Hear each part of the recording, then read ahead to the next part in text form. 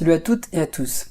Dans cette nouvelle vidéo avec Google Sheets, je vais vous montrer une astuce qui est intéressante à connaître, notamment par l'intermédiaire de la fonction indirecte. Cette fonction va nous permettre de définir un nom de feuille variable.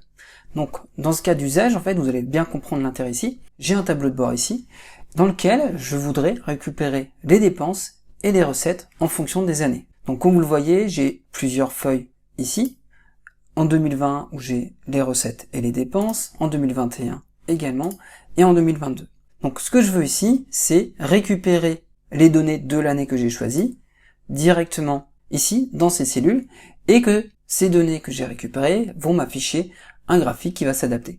Donc là, j'ai défini une liste déroulante pour choisir l'année en question, et en fonction de l'année, donc là, si je choisis 2022, évidemment, vous avez compris, ça va m'afficher les dépenses et les recettes totales, en fait, de la valeur qui est sur 2022 ici.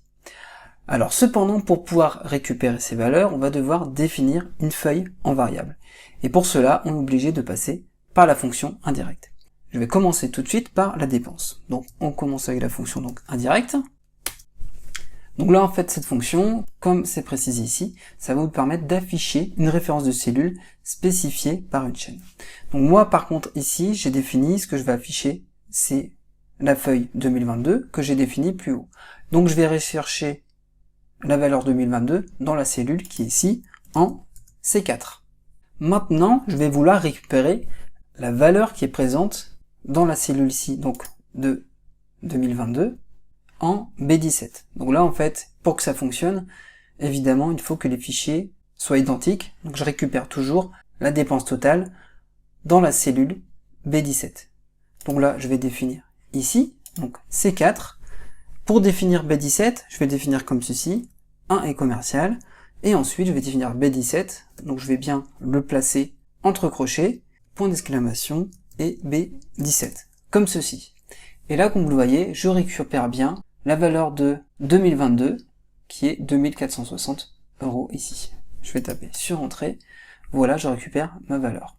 Donc en fait, si je redécris ici, on a la fonction indirecte, C4, où je définis ici la valeur de 2022, j'aurais pu évidemment taper en dur, mais c'est plus agréable de toujours utiliser une liste déroulante, et ensuite, pour définir la cellule dans laquelle j'ai ma dépense, je vais taper comme ceci, le est commercial, et ensuite, entre crochets, le point d'exclamation et B17.